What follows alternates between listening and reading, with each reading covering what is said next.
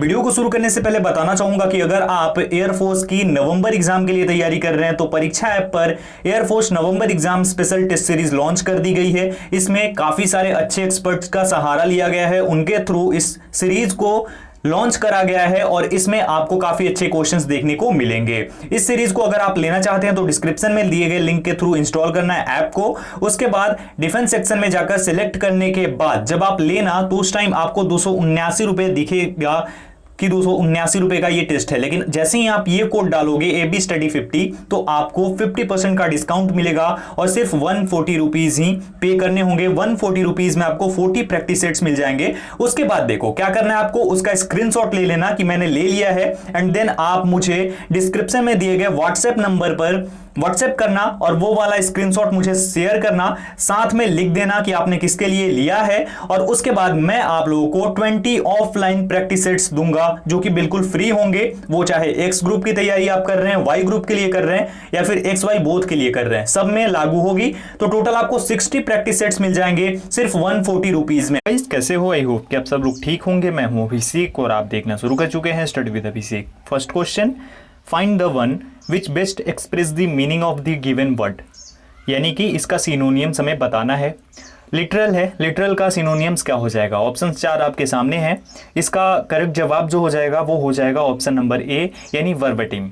Verbatim means क्या होता है? वर्बेटिम का मतलब होता है कि एक शाब्दिक यानी अक्षरिक जो चीजें होती है, मूल अर्थ जिसका होता है उसे वर्बेटिम बोलते हैं, लिटरल बोलते हैं। जैसे हम बोलते हैं ना लिटरली, लिटरली है ना, बोलते हैं ना, तो वही लिटरल का मतलब होता है। लिटरल मीन्स शाब्दिक, अक्षरिक, सचमुच, सचमुच जो होता है ना, सचमुच, सचमुच, वो तो उसे ही हम वर्बटाइम भी बोलते हैं। Okay, option number A correct हो जाएगा। बाकी तो आपको पता है फॉर्मल मीन्स क्या होता है। फॉर्मल मीन्स औपचारिक, यानी कि एक औपचारिक तौर पे अगर आप किसी से मिलते हो तो एक होता है कि बिल्कुल अच्छे से, अगर आपकी फ्रेंडशिप है किसी के साथ तो बहुत ही जबरदस्त तरीके से मिलोगे, लेकिन अगर नॉर्मली अगर मिलना है किसी काम के संबंध में तो वहां पे आप कैसे मिलोगे? फॉर्मली मिलोगे, फॉर्मल मीटिंग होगी। उसके बाद आइडियलिस्टिक, आइडियलिस्टिक मीन्स क्या होता है? इसका मतलब हो जाता है आदर्शवादी, जो अपने आदर्शों पे चलता हो, आदर्शवादी हो। ठीक है, उसके बाद ऑप्शन नंबर डी है आउटडेटेड। आउटडेटेड मीन्स तो सीधा हो जाता है पुराना या फिर पहले का यूज हुआ, आउटडेटेड जिसका डेट आउट हो चुका हो, है ना। चलो next, find the word opposite in meaning to the given word, यानी कि इसका एंटोनियम्स बताना है। एप्रिसिएशन वर्ड है, इसका एंटोनियम्स क्या होगा? एस्पर्शंस, एडमिरेशन, कमेंडेशन और कॉम्प्लीमेंट। इसका करेक्ट जवाब आपके सामने मैं दूंगा, लेकिन सबसे पहले बता दूं कि इसका मतलब होता है क्या। इसका मतलब होता है एप्रिसिएशन मीन्स कि एक तरीके से प्रशंसा करना। तो प्रशंसा करने का उल्टा क्या होगा? कि बुराई करना, है ना। तो उसका यहां पे हो जाएगा करेक्ट जवाब, करेक्ट अर्थ एस्पर्शंस। एस्पर्शंस मीन्स होता है उसका जो है प्रशंसा जो है, यानी कि एप्रिसिएशन जो किया उसका उल्टा, यानी कि बुराई करना, किसी की आक्षेप लगाना, है ना, वो होता है। आगे क्वेश्चन नंबर 3 है, Raju willingly dash my request for financial assistance, complied to, complied with, complied on और कंप्लाइड फॉर। करेक्ट जवाब हो जाएगा इसके लिए ऑप्शन नंबर बी, यानी कंप्लाइड विद। कंप्लाइड विद कैसे आएगा? अब यहां ध्यान से समझना। देखो, Raju willingly complied with my request for financial assistant, तो यहां पे फ्रेजल वर्ब जो कंप्लाई होता है, क्या? कंप्लाई, इसके साथ विद आएगा, विद आएगा। इसका मतलब क्या हो जाएगा? कि आप किसी चीज पे एक्ट कर रहे हैं और उसके अकॉर्डिंग चल रहे हैं, चाहे वो विश हो, रिक्वेस्ट हो, डिमांड हो या फिर आपका कुछ रिक्वायरमेंट हो, कंडीशन हो, ये सब चीजें हैं। और वहां पे जब कंप्लाई आएगा तो कंप्लाई विद हो जाएगा। ठीक है, तो जहां पे भी, यहां पे अगर आप देख रहे हैं तो रिक्वेस्ट हो रहा है, तो रिक्वेस्ट है ना, रिक्वेस्ट, तो दैट मीन्स कि यहां पे कंप्लाई के साथ में विद लग जाएगा। ओके, चलो next, my friend dash at 7 this morning, took away, got up, left up और केप्ट अप। करेक्ट जवाब ऑप्शन नंबर बी हो जाएगा, यानी got up. My friend got up at 7 this morning. Next, LED dash I know help me, यहां पे क्या हो जाएगा? हु, हुम, विच और दैट। अब यहां समझना, देखो कोई अगर रिलेटिव प्रोनाउन है ना, रिलेटिव प्रोनाउन है यहां पे अगर, तो जब ऑब्जेक्ट होगा, यानी इसमें अगर जो ऑब्जेक्ट होगा एलईडी यहां पे, ऑब्जेक्ट जब होगा तो उस ऑब्जेक्ट के साथ अगर वो सिंगुलर नाउन हो या फिर प्लुरल नाउन हो, उसके साथ में हुम आएगा। क्या आएगा? हुम आएगा। क्या होगा? ऑब्जेक्ट हो रिलेटिव प्रोनाउन में, सिंगुलर या फिर प्लुरल वर्ब हो, उसके साथ में हुम का ही प्रयोग किया जाएगा, याद रखना। तो क्या हो जाएगा? एलडी हुम I know help me. Okay, तो करेक्ट जवाब हो जाएगा ऑप्शन नंबर बी। नेक्स्ट है हमारा, the government has identified food processing as the key dash rapid industrialisation in Bihar for 2 of in. यहां पे हमारा करेक्ट जवाब हो जाएगा ऑप्शन नंबर ए यानी कि 4। The government has identified food processing as the key, यानी की के रूप में, एक चाबी के रूप में। किस लिए? रैपिड इंडस्ट्रियलाइजेशन के लिए, यानी कि तेज औद्योगिकीकरण के लिए फूड प्रोसेस को देखा, गवर्नमेंट ने आइडेंटिफाई किया। ऑप्शन नंबर ए करेक्ट हो जाएगा। और यहां पे एक और चीज आपको बता दूं, ये सवाल बार बार पूछा जाता है एग्जाम में, एयरफोर्स के एग्जाम में।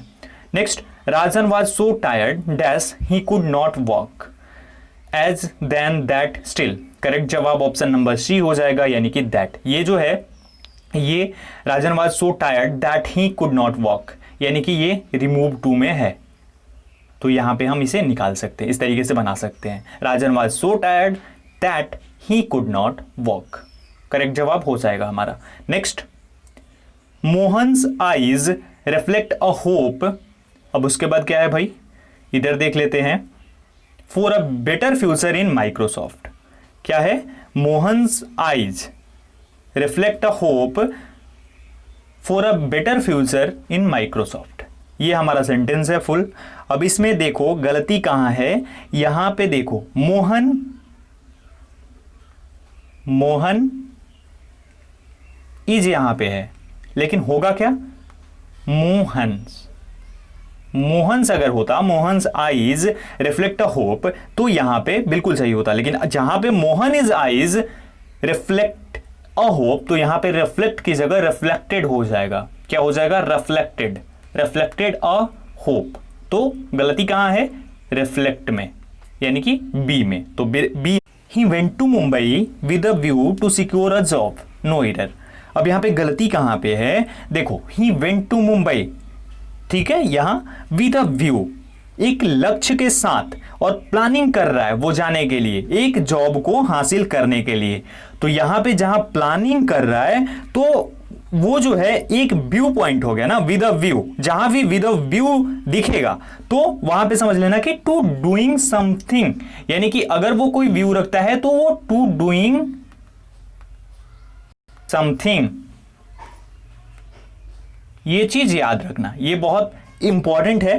तो ये एक विद अ व्यू है, तो वहां पे एक दृष्टि है उसकी हासिल करने की, तो इसी वजह से वो जो है वो प्लानिंग करेगा। तो प्लानिंग दैट मीन्स कि he went to Mumbai with a view to securing a job. Correct जवाब हो जाएगा सिक्योरिंग अ जॉब, यानी कि ऑप्शन नंबर सी में एरर है। Okay, next, murder of a king, यानी राजा का मर्डर, उसे हम क्या बोलते हैं? ऑप्शंस आपके सामने हैं, हमें करेक्ट जवाब देना है। इसका करेक्ट जवाब हो जाएगा ऑप्शन नंबर सी, यानी रेजिसाइड। रेजिसाइड बोलते हैं अगर राजा का मर्डर होता है तो, ठीक है। मर्डर ऑफ अ किंग को रेजिसाइड बोलते हैं। होमिसाइड, होमिसाइड मीन सुसाइड जो लोग करते हैं वो। फ्रैक्ट्रीसाइड मतलब अपने भाई की हत्या कर देना, वो फ्रैक्ट्रीसाइड हो जाता है। एंड लास्ट में है पैरिसाइड। पैरिसाइड मीन्स कि अपने पेरेंट्स या फिर अपने किसी क्लोज रिलेटिव की हत्या कर देना, तो उसे हम पैरिसाइड बोलते हैं। Next, a place where birds are kept, इसे हम एवियरी बोलते हैं। एवियरी मीन्स क्या होता है? एक जगह होती है जहां पे चिड़िया को रखा जाता है, चिड़ियाओं को रखा जाता है। Find the correctly spelled word, यहां पे क्या है? एक्सेलरेट को पूछा जा रहा है कि इसका करेक्टली स्पेल्ड वर्ड क्या होता है। तो यहां पे आप देख सकते हैं थोड़ा थोड़ा डिफरेंस है।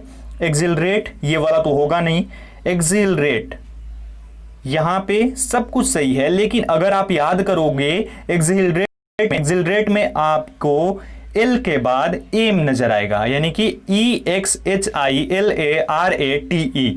वो करेक्ट जवाब होगा, यानी कि ऑप्शन नंबर डी करेक्ट हो जाएगा, एक्सेलरेट। ओके, चलो, find the alternative which best expresses the meaning of the idiom phrase. Idiom phrase बताना इसमें। The Cauvery water issue led to apple of discord between the two governments. यहां पे simple सा आपको मैंने पढ़ाया हुआ है कि एपल ऑफ डिस्कॉर्ड का मतलब क्या होता है। एपल ऑफ डिस्कॉर्ड का मतलब होता है झगड़े का कारण, किसी ट्रबल का कारण, अनहैप्पीनेस का कारण, यही होता है apple of Discord. Apple of discord का मतलब यानी कि झगड़े का कारण। अब अगर ऑप्शंस आप देखोगे तो सिंपली आपको दिख जाएगा cause of anger, cause of hatred, cause of quarrel और कॉज ऑफ एनिमोसिटी। करेक्ट जवाब ऑप्शन नंबर सी हो जाएगा, कॉज ऑफ क्वेरल, यानी कि झगड़े का कारण होता है एपल ऑफ डिस्कॉर्ड का फ्रिज जो होता है। करेक्ट जवाब।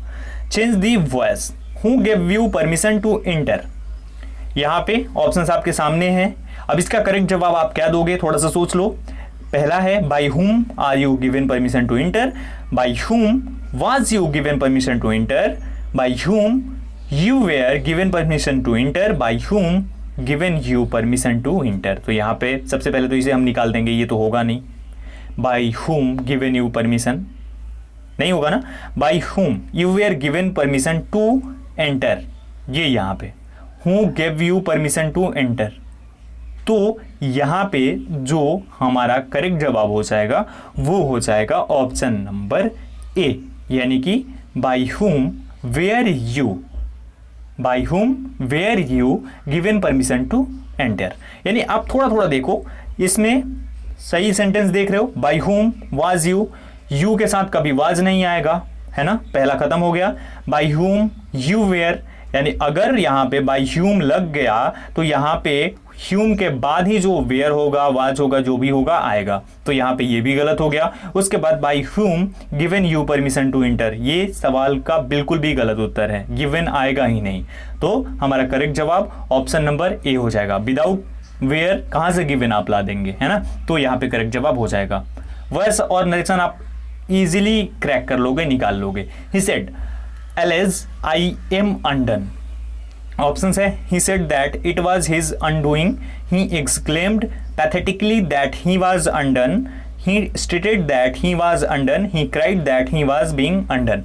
यहाँ पे करेक्ट जवाब हो जाएगा ऑप्शन नंबर बी, यानी कि he exclaimed pathetically that he was undone, ये हमारा करेक्ट जवाब हो जाएगा option number B. Next question.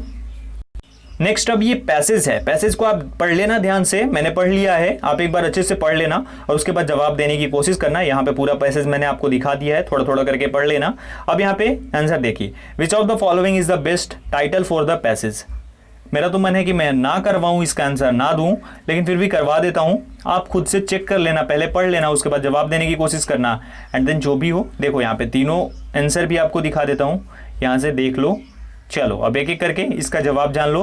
पहले का जो करेक्ट जवाब होगा, छोड़ो नहीं दूंगा, आप करेक्ट जवाब कमेंट सेक्शन में लिख देना, ठीक है, दे दूंगा तो फिर मजा नहीं आएगा पैसेज करने का। 19th नंबर है, form an adjective from the given word. Nice, nice का एडजेक्टिव हमें करना है तो नाइसली हो जाएगा, ऑप्शन नंबर सी करेक्ट हो जाएगा।